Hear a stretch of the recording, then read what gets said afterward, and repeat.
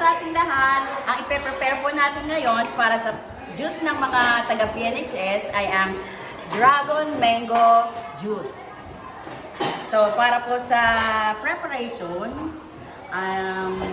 kung ano pong available na utensil lang sa ating bahay, halimbawa po yung available lang natin ay pang kayod ng mura, pwede na rin po yan. Tapos ito naman pong mangga, atin lang pong hihiwain ng maninipis para po siya maging cubes. At siyang pong ilalagay natin siya cubes na. So naka-square lang po, magiging square po siya. At i-scoop po natin mamaya ng kutsara. So yun lang po. Thank you po.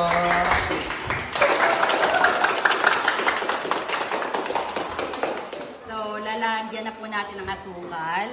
Pwede naman kung may gatas din, optional, kung medyo marami kayong budget. Pero ang asukal po ay okay na. Para po magkaroon tayo ng paglalaban ng medyo tamis at asim ng ating juice. So try na po natin kung anong lasa ng ating dragon fruit and mango combo juice.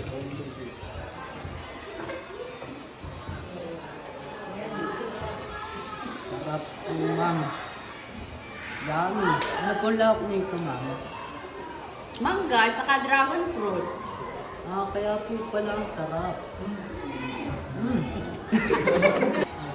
So eto po, maganda po ang kanyang kulay dahil siyempre po mga bata, kinakailangan bubusigin muna natin yung kanilang mga mata. Sa kulay pa lang, gustong-gusto na nila.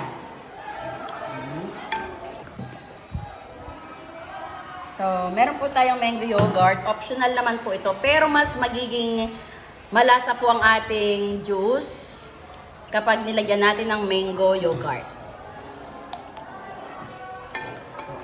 Mas nabubuhay po ang kanyang lasa. Dahil ang mga bata kailangang busugin ang mata.